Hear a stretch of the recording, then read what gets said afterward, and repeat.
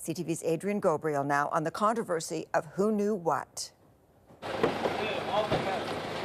This is the moment 3 British teens arrive in Istanbul.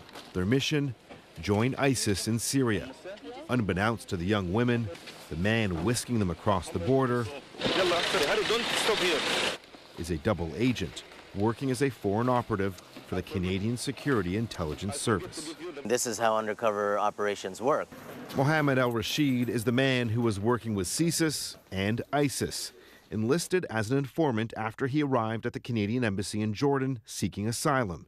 He claims to have helped 15 people from Western countries travel into ISIS territory while being paid by Canada to share intel on the flow of foreign fighters, including the high-profile 2015 disappearance of then 15-year-old Shamima Begum and her 2 schoolmates. I was at a vulnerable point in my life, and it was just easy for people to take advantage of me. Begum, now in a detention camp in Syria, wants to be allowed to return to England. What Canada knew and shared with British authorities about Begum and her friend's whereabouts in 2015 is now embroiled in controversy and making headlines overseas. So at the same time that the British were trying to stop young men and women trying to get through into Syria, the Canadians were running an agent who was facilitating the entry of... Today, Prime Minister Trudeau didn't deny Ottawa's involvement with the operative. The fight against terrorism requires our intelligence services to be creative in their approaches.